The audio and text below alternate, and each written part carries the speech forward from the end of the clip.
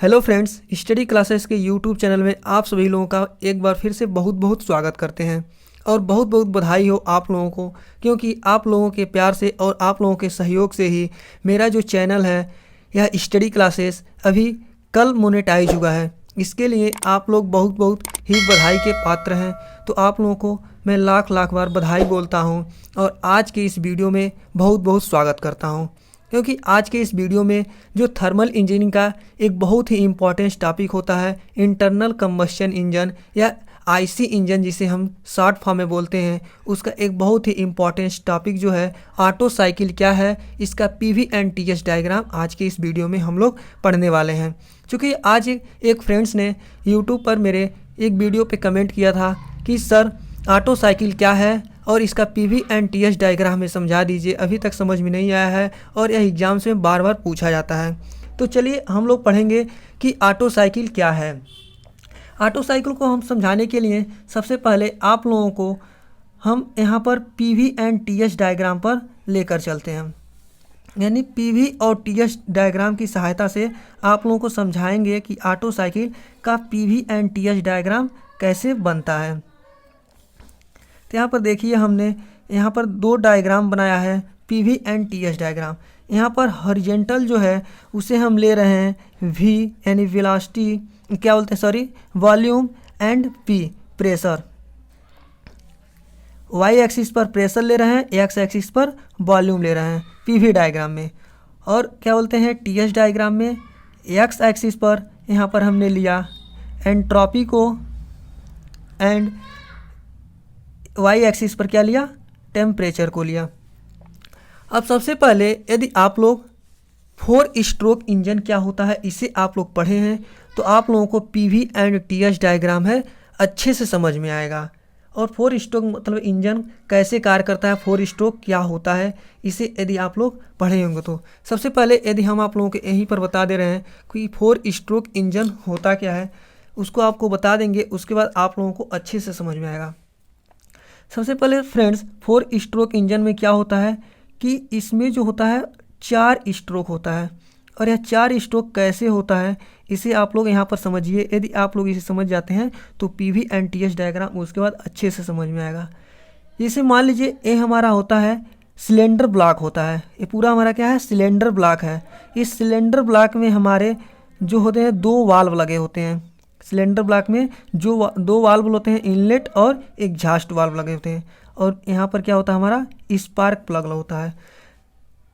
जब हमारा पिस्टन क्या होता है, जब हमारा पिस्टन जो होता है टीडीसी से बीडीसी की तरफ जाता है, क्या होता है टीडीसी। जैसे मान लीजिए यहाँ पर हमारा पिस्टन था, जब यह टीडीसी से क्या जाएगा बीडीसी, मतलब टॉप डेड सेंटर से बॉटम डेड सेंटर की तरफ जाएगा, टॉप डेड सेंटर से बॉटम डेड सेंटर की तरफ जाएगा तो क्या होगा यहाँ पर सक्शन स्ट्रोक होगा। क्या होगा, सक्शन स्ट्रोक होगा।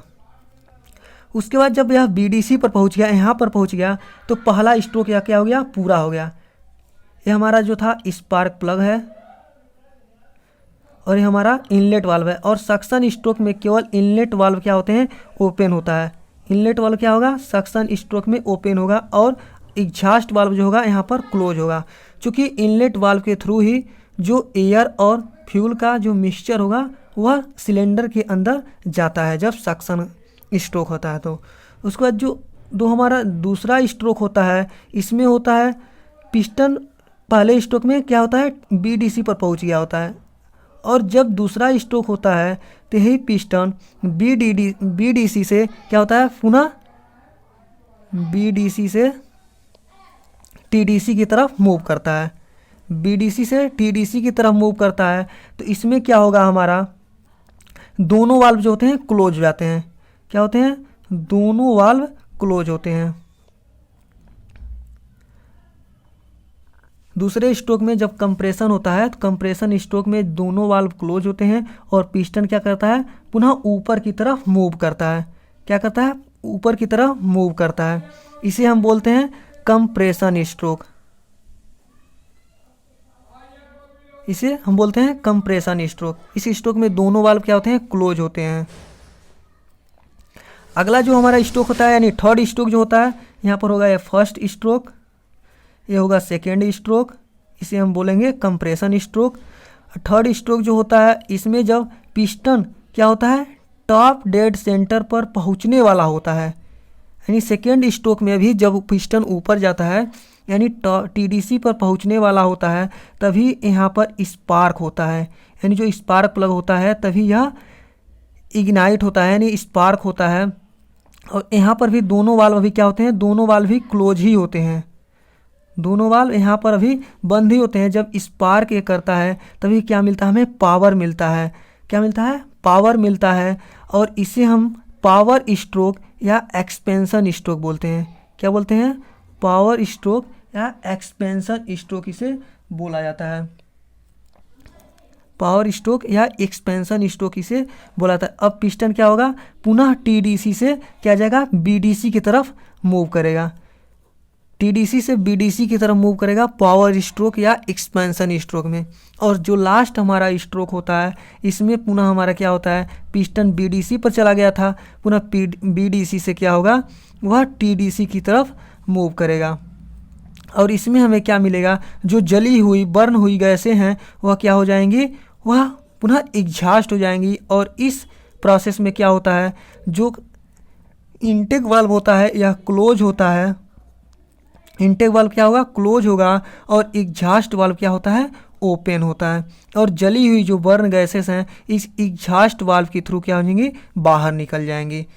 क्या है, यह हमारा जो होता है एग्जॉस्ट वाल्व होता है, यह क्या होता है, इनटेक वाल्व होता है, इनटेक या इनलेट वाल्व इसे बोलते हैं।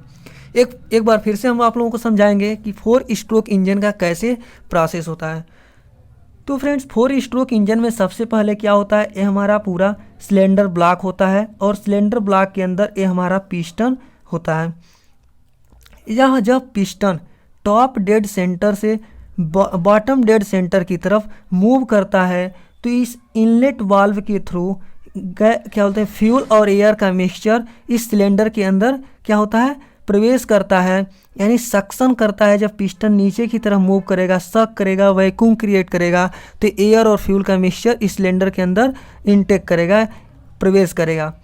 इस समय इनटेक वाल्व केवल ओपन होगा और एग्जॉस्ट वाल्व जो क्या होगा, क्लोज होगा। अब पहला स्ट्रोक हमारा कंप्लीट हो गया। दूसरा स्ट्रोक में क्या होगा, यहाँ पर चूंकि पहले स्ट्रोक में जो पिस्टन होता है वह बॉटम डेड सेंटर पर आ चुका होता है, अब यह बॉटम डेड सेंटर से टॉप डेड सेंटर की तरफ मूव करेगा पिस्टन। इस स्थिति में दोनों वाल्व क्लोज होंगे और हमें कंप्रेशन स्ट्रोक प्राप्त होगा, यानी जो इसमें एयर और फ्यूल का मिक्सचर है उसे कंप्रेस करेगा, उसका प्रेशर बहुत ज़्यादा बढ़ाएगा। अब क्या होगा, हमें दूसरा स्ट्रोक भी कंप्लीट हो गया। अब यहाँ पर होता है थर्ड स्ट्रोक। थर्ड स्ट्रोक में क्या होता है, पुनः यह सेकेंड स्ट्रोक में ऊपर पहुँच गया होता है पिस्टन, और ऊपर पहुँचते ही यहाँ पर जो स्पार्क प्लग होता है स्पार्क करता है, यानी चिंगारी देता है, जिससे यहाँ पर कंप्रेस्ड हुए जो इसमें फ्यूल और एयर का मिक्सचर है वो हाई टेम्परेचर पर पहुँच जाता है। तो यह जब स्पार्क प्लग स्पार्क करता है तो यह गैसें जल उठती हैं, और जब यह जलेंगी तो बहुत ज़्यादा इसमें एक बैग अचानक क्या होगा, पावर स्ट्रोक जनरेट होगा। और जब यह पावर स्ट्रोक जनरेट होगा तो क्या होगा, यह पिस्टन नीचे की तरफ मूव करने लगेगा। इसी को हम बोलते हैं पावर स्ट्रोक या एक्सपेंशन स्ट्रोक। इस स्थिति में भी दोनों वाल्व जो होते हैं क्लोज होते हैं। ये हमारा थर्ड स्ट्रोक कंप्लीट हो गया। उसके बाद फोर्थ स्ट्रोक में क्या होता है, फोर्थ स्ट्रोक में जब पिस्टन बॉटम डेड सेंटर से टॉप डेड सेंटर की तरफ मूव करता है तो इसमें जो बर्न जली हुई गैसें हैं वह एग्जॉस्ट वाल्व के थ्रू बाहर निकल जाती हैं साइलेंसर के रास्ते। इस फोर स्ट्रोक में क्या होता है, फोर स्ट्रोक में जो हमारा होता है इसमें आउटलेट वाल्व केवल या एग्जॉस्ट वाल्व केवल ओपन होते हैं और इनलेट वाल्व हमारा या इनटेक वाल्व क्लोज होता है। तो ये था 4 स्ट्रोक इंजन का टोटल प्रोसेस। अब इस प्रोसेस के थ्रू यानी जो 4 स्ट्रोक हमारा है इसके थ्रू ही हम पीवी एंड टीएस डायग्राम को समझाने की कोशिश करेंगे। यहाँ पर हमारे पास जो है पीवी एंड टीएस डायग्राम कैसे बनाएंगे, तो आप लोग देखिए। सबसे पहले हमारा जो यहाँ पर पहला स्ट्रोक हो रहा है इसमें क्या हो रहा है, जब इसमें एयर और फ्यूल का मिक्सचर प्रवेश कर रहा है तो इसका क्या हो रहा है, वॉल्यूम बढ़ रहा है। क्या हो रहा है, यह पिस्टन जो है टीडीसी से बीडीसी की तरफ मूव कर रहा है, यानी वॉल्यूम बढ़ रहा है और प्रेशर कांस्टेंट रह रहा है। तो यहाँ से हम 1 से 2 पॉइंट तक जो है क्या बोलेंगे, यहाँ पर हमारा वॉल्यूम बढ़ रहा है सक्शन स्ट्रोक में 1 से 2 तक और कांस्टेंट प्रेशर पर बढ़ रहा है। उसके बाद पुनः क्या हो रहा है, जब यह सेकेंड स्ट्रोक में पहुँचता है तो पुनः पिस्टन बीडीसी से टीडीसी की तरफ मूव करता है। इस स्थिति में क्या होता है, वॉल्यूम हमारा घटने लगता है, यानी आयतन कम होने लगता है और प्रेशर बढ़ने लगता है। तो 2 से 3 तक जो होगा हमारा कुछ इस तरह का डायग्राम बनेगा। 2 से 3 तक यहाँ पर क्या हो रहा है, एडियाबैटिक प्रोसेस बोलते हैं या कंप्रेशन प्रोसेस भी इसे बोला जाता है। क्या बोला है, एडियाबैटिक प्रोसेस या आइसेंट्रोपिक कंप्रेशन प्रोसेस इसे बोला जाता है 2 से 3 के बीच में। यह क्या होगा, आइसेंट्रोपिक प्रोसेस होगा, आइसेंट्रोपिक प्रोसेस 2 से 3 तक। अब क्या होगा, 2 से 3 तक जब ये गया तो क्या हुआ, अचानक ये जाते ही यहीं पर क्या होता है, स्पार्क होता है ऊपर ही। दूसरा स्ट्रोक अभी कंप्लीट होने वाला होता है तभी स्पार्क होता है और अचानक टेम्परेचर बढ़ जाता है। टेम्परेचर बढ़ेगा और उसका प्रेशर भी बढ़ता है। Temperature and pressure constant volume पर ही बढ़ता है। ये पहुंच गया 3 पॉइंट पर। यहाँ से क्या होता है, पुनः जब यह स्पार्क हो जाता है यहाँ पर तो पिस्टन अब क्या होता है, यानी जो सेकेंड स्ट्रोक है इसी में 2 से 3 और 3 से 4 तक की प्रक्रिया जो है इसी में सेकेंड स्ट्रोक में ही होती है। अब जो हमारा दूसरा स्ट्रोक कंप्लीट हो गया और यहाँ पर स्पार्क हो गया, उसके बाद स्पार्क होने के बाद इसका वॉल्यूम फिर से क्या होता है, बढ़ने लगता है। जब पावर स्ट्रोक मिलता है तो पिस्टन जो होता है टीडीसी से बीडीसी की तरफ मूव करने लगती है और इसका वॉल्यूम बढ़ने लगता है और इसमें न तो हीट ऐड होता है और न ही हीट को रिमूव किया जाता है। ये जो हमारा होता है 4 से 5 पॉइंट के बीच होता है, 4 से 5 के बीच, 4 से 5 के बीच फिर से यही होता है। आइसेंट्रोपिक प्रोसेस ही होता है कांस्टेंट टेम्परेचर पर, आइसेंट्रोपिक प्रोसेस ही होता है कांस्टेंट टेम्परेचर पर। और 5 से 2 के बीच जो होता है यह हमें क्या मिलता है, 4th स्ट्रोक में मिलता है। इसमें जो होगा जली हुई जो बर्न गैसें हैं वह बाहर निकल जाती हैं एग्जॉस्ट के थ्रू, यानी इसे हम यदि 6 मान लें तो यानी 1 से 2 के बीच सक्शन होता है, 2 से 3 के बीच जो सेकेंड स्ट्रोक कंप्रेशन होता है इसे आइसेंट्रोपिक कंप्रेशन प्रोसेस भी बोला जाता है, आइसेंट्रोपिक प्रोसेस बोला जाता है। यानी 2 से 3 और 4 के ये दोनों हैं, लिख सकते हैं 1 से 2 के बीच सक्शन, 2 से 3 एंड 4 के बीच ये टोटली जो होगा सेकेंड स्ट्रोक में होता है और ये जो होता है आइसेंट्रोपिक कंप्रेशन प्रोसेस के अंतर्गत होता है। पुनः 4 से 5 क्या होता है, आइसेंट्रोपिक क्या होता है, आइसेंट्रोपिक एक्सपेंशन होता है। आइसेंट्रोपिक एक्सपेंशन ये 3rd स्ट्रोक में होता है जब पिस्टन जो होता है टॉप डेड सेंटर से बॉटम डेड सेंटर की तरफ मूव करता है। और 4th स्ट्रोक में हमारी जो जली हुई बर्न गैसें होती हैं ये बाहर निकल जाती हैं और ये वॉल्यूम जो होता है यह क्या थियोरेटिकल है, इसलिए यहाँ पर वॉल्यूम कांस्टेंट दिखा है, लेकिन प्रैक्टिकली में ऐसा वॉल्यूम कांस्टेंट होगा नहीं, क्योंकि कांस्टेंट वॉल्यूम नहीं हो सकता है, क्योंकि इसके जो प्रेशर होंगे कुछ ज़्यादा होगा। जब यह ज़्यादा तभी होगा जब यह पिस्टन टीडीसी की तरफ मूव करेगा, तो यानी वॉल्यूम यहाँ पर घटता है। इसका कुछ कर्व इस तरीके से होना चाहिए, इस तरह का होना चाहिए, लेकिन थियोरेटिकली इसलिए यहाँ पर कांस्टेंट वॉल्यूम पर दिखाया गया है। और इस तरह से जली हुई बर्न गैसें बाहर निकल जाती हैं एग्जॉस्ट स्ट्रोक के थ्रू। अब इसका यदि हम टीएस डायग्राम बनाएं तो टीएस डायग्राम इसका कुछ इस तरह से बनेगा। 1 से 2 के बीच जो क्या हो रहा है, टेम्परेचर और एंट्रोपी के बीच बनाना है। 1 से 2 के बीच जो होगा हमारा एंट्रोपी बढ़ेगा, कांस्टेंट टेम्परेचर पर ही रहेगा। 1 से 2 के बीच सक्शन हो रहा है, और जब सक्शन होगा तो क्या होगा, उसका टेम्परेचर कांस्टेंट होगा और एंट्रोपी क्या होगा, इसका इंक्रीज होगा। ठीक है, इसके बाद कांस्टेंट एंट्रोपी पर इसका टेम्परेचर बढ़ेगा। जब कंप्रेशन होगा तो कंप्रेशन होने कंप्रेस कोई भी चीज़ करते हैं तो उसका टेम्परेचर क्या होगा, बढ़ता है। तो यानी कांस्टेंट एंट्रोपी पर टेम्परेचर इंक्रीज हो रहा है। यह 1 से 2 हुआ और 2 से यह 3 हुआ। फिर क्या हुआ, 3 से 4 के बीच क्या होगा, 3 से 4 के बीच जो होगा हमारा एंट्रोपी और टेम्परेचर दोनों बढ़ेगा। क्यों बढ़ेगा, यहाँ पर कांस्टेंट वॉल्यूम पर क्या हो रहा है, यहाँ पर जब इग्नाइट होता है, सेकेंड स्ट्रोक पहुँचने वाला होता है ऊपर, तभी अचानक से एकदम से इग्नाइट होता है यानी स्पार्क होता है, तो यहाँ पर टेम्परेचर अचानक से ही बढ़ना चालू हो जाता है। और टेम्परेचर जब बढ़ना चालू होता है तो उसके साथ टेम्परेचर बढ़ेगा तो एंट्रोपी भी बढ़ेगी यहाँ पर।